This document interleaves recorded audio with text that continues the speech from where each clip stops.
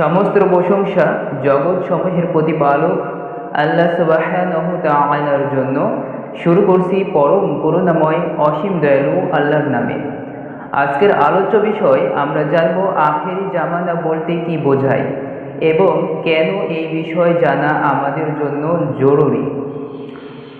আখেরি জামানা অর্থ হলো মানব জাতির ইতিহাসের শেষ যুগ, অর্থাৎ রাসূলুল্লাহ সাল্লাল্লাহু আলাইহি ওয়াসাল্লামের আগমনের পর থেকে কিয়ামত পর্যন্ত সময়ের শেষ পর্ব, যেখানে ধীরে ধীরে কিয়ামতের বিভিন্ন ছোট ও বড় আলামত প্রকাশ পাবে। পবিত্র কোরআনে আখেরি জামানা শব্দটি সরাসরি ব্যবহৃত না হলেও কোরআন ও সহিহ হাদিসে কিয়ামতের নিকটবর্তী সময়, তার আলামত এবং মানুষের করণীয় সম্পর্কে বিস্তৃত আলোচনা রয়েছে। তাই আখেরি জামানা বলতে আমরা সেই সময়কে বুঝি যে সময়ে মানব জাতি ধীরে ধীরে কিয়ামতের দিকে অগ্রসর হবে। কিন্তু এখানে একটি গুরুত্বপূর্ণ বিষয় শুরুতেই স্পষ্ট করে নেওয়া জরুরি। আখেরি জামানার আলোচনা মানে কিয়ামতের তারিখ নির্ধারণ করা নয়, কিংবা মানুষকে অকারণে ভয় দেখানো নয়, বরং এর উদ্দেশ্য হলো মানুষকে আখিরাতের জন্য প্রস্তুত করা এবং কুরআন ও সুন্নাহর আলোকে সঠিক দিক নির্দেশনা গ্রহণ করা। কেন এই বিষয় জানা জরুরি? অনেকেই মনে করেন আখেরি জামানা সম্পর্কে আলোচনা মানে কিয়ামতের সময় নিয়ে ভবিষ্যৎবাণী করা, কিন্তু ইসলাম আমাদের এমন শিক্ষা দেয় না, বরং মহান আল্লাহ তাআলা বারবার স্মরণ করিয়ে দিয়েছেন যে এই দুনিয়ার জীবন ক্ষণস্থায়ী এবং আখিরাতই চিরস্থায়ী। তাই আখেরি জামানার আলোচনা কৌতূহল মেটানোর জন্য নয়, বরং মানুষকে গাফিলত থেকে জাগিয়ে তোলা এবং আখিরাতের প্রস্তুতির জন্য। মহান আল্লাহ তাআলা পবিত্র কোরআনে সূরা আল আম্বিয়ার 1 নম্বর আয়াতে বলেন, বিসমিল্লাহির রহমানির রহিম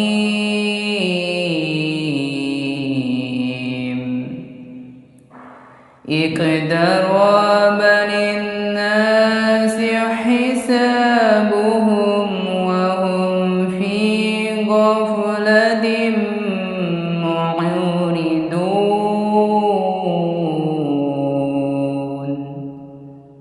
মানুষের হিসাব নিকাশের সময় ঘনিয়ে এসেছে, অথচ তারা গাফিল অবস্থায় মুখ ফিরিয়ে রয়েছে।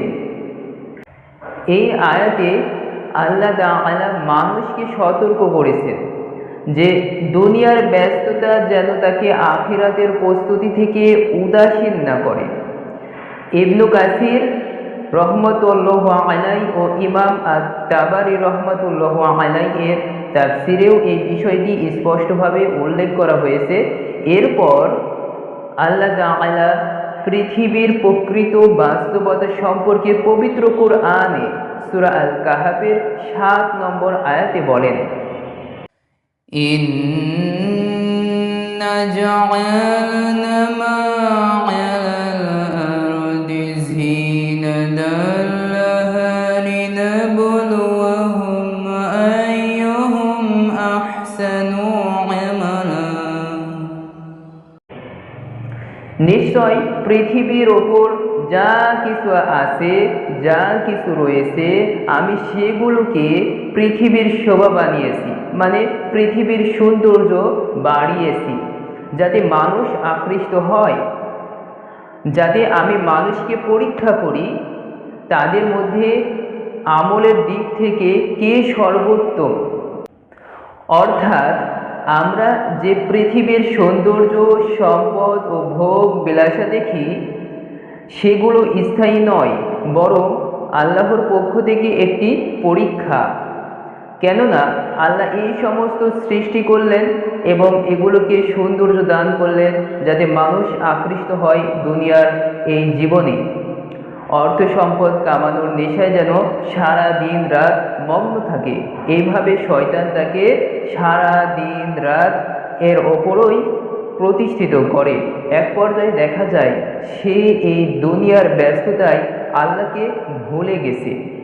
যতটুকু তার প্রয়োজন ছিল সে তার চাইতে অধিক পরিমাণে বেশি সম্পদ আহরণ করে, কিন্তু এরপরেও সে সন্তুষ্ট লাভ করতে পারে না, এমনকি তার রাতে ঘুমও আসে না। এরপর আল্লাহ তাআলা বলেন সূরা কাহাফের ৮ নম্বর আয়াতে, وَإِنَّ لَجَاعِلُونَ مَا عَلَيْهَا صَعِيدًا جُرُزًا। আর নিশ্চয় আমি একদিন এর উপর যা কিছু আছে সব কিছুকে উদ্ভিদ শূন্য অনর্বর ভূমিতে পরিণত করব। মানে আমরা যা কিছু দেখছি, আকাশ বাতাস, এই পৃথিবীর ওপরে গাছপালা, পাহাড় পর্বত, সমুদ্র, বড় বড় অট্টালিকা, রাজপ্রাসাদ, বড় বড় বিল্ডিং, 10 তলা, 20 তলা, 50 তলা, আমরা যা কিছুই দেখছি, এই সৌন্দর্যময় বড় বড় সেতু, আল্লাহ এই সব কিছুকে উদ্ভিদ শূন্য ময়দানে পরিণত করিবে। আর আমাদের এই জীবন ক্ষণস্থায়ী, কেননা আল্লাহ তাআলা সূরা জুমারের 42 নম্বর আয়াতে বলছেন, তোমরা দুনিয়া নিয়ে চিন্তা করছো, ভাবছো, কিন্তু তোমরা কি জানো তোমরা প্রতিদিন মারা যাও? সূরা জুমারের 42 নম্বর আয়াতে আল্লাহ বলছেন এইভাবে, আমি সমস্ত জীব, সমস্ত প্রাণীর আত্মা হরণ করি, আত্মা কেড়ে নিই, আত্মা গ্রহণ করি যখন তারা মারা যায়। একটা মানুষ যখন মারা যায় আল্লাহ তার আত্মা কেড়ে নেয়। আর যে মানুষ, যে প্রাণী, যে ব্যক্তি মারা যায়নি, আল্লাহ বলছে আমি তার আত্মা হরণ করি, কেড়ে নিই যখন সে ঘুমিয়ে পড়ে। তাহলে আমরা যে ঘুমিয়ে পড়লাম তখন কিন্তু আমাদের আত্মা আমাদের দেহে নাই। একাধারে আমরা 4-5 ঘন্টা, 6 ঘন্টা এক নিমেষে ঘুমিয়ে থাকি। এই ঘুম আমাদের কিন্তু এক ধরনের মৃত্যু। আমরা ঘুমের সময় বলি আল্লাহুম্মা বিইসমিকা আমুতু, আমি আল্লাহর নামে মরি, এবং বলি ওয়া আহইয়া, এবং আল্লাহর নামে জীবিত হব। কিন্তু আমরা শুরুতেই বলছি আল্লাহর নামে মরি, কিন্তু আমরা এই আয়াতের, এই বাক্যের অর্থই জানি না। আমরা অর্থ না জেনে এই দোয়াটা পাঠ করি। আমরা যে মারা গেলাম, আমরা ঘুমের ভিতর অনেক মানুষের ছবি দেখি, অনেক প্রাণীর ছবি দেখি, অনেক পুরুষ অথবা অনেক নারীর ছবি দেখি যাদেরকে বাস্তবে কোনো দিন দেখি নাই। এমনকি ছবিতে, সিনেমাতে, মোবাইলে, টিভিতে, এমনকি এলাকাতে কোনো দিন দেখি নাই, কিন্তু এরূপ মানুষের চেহারা আমাদের সামনেই স্বপ্নের মধ্যে দেখা যায়। তাহলে এর রহস্য কি? এর রহস্য হলো আল্লাহ বলছে যে আমাদের এই আত্মা বারজাক, একটা দরজা, এই দরজার সামনে আমাদের এই আত্মাগুলো প্রতিযোগিতা করে। মনে করেন একটা অদৃশ্য জগৎ, এই বারজাক, এই বারজাকের একটা দরজা আছে, সেখানে প্রতিযোগিতা করছে। এই প্রতিযোগিতার মধ্য দিয়ে যে আত্মা একবার প্রবেশ করে, আল্লাহ সূরা জুমারের 42 নম্বর আয়াতে বলছেন যে আমি কিছু সময়ের জন্য আত্মা হরণ করি, কিছু আত্মা রেখে দিই, যে আত্মা রেখে দিই সে মারা গেছে, সে পৃথিবীতে আর ফিরে আসবে না। যেমন ওই যে ধরেন ওই বারজাকের ভিতর যদি আত্মা প্রবেশ করে তাহলে ওই আত্মার পৃথিবীতে ফেরত আসবে না এবং সে মারা গেছে। আর যে আত্মা পৃথিবীতে ফেরত আসবে, আল্লাহ বলছেন আমি কিছু সময় পর সেই আত্মা ফেরত পাঠাই। এটা হচ্ছে আমরা যে ঘুম থেকে উঠে পড়ি, আমরা ওই সময় কি করি? ঘুম থেকে উঠে পড়ি। তো দুনিয়ার জীবনটা এমনই, কিন্তু আমরা উপলব্ধি করতে পারি না।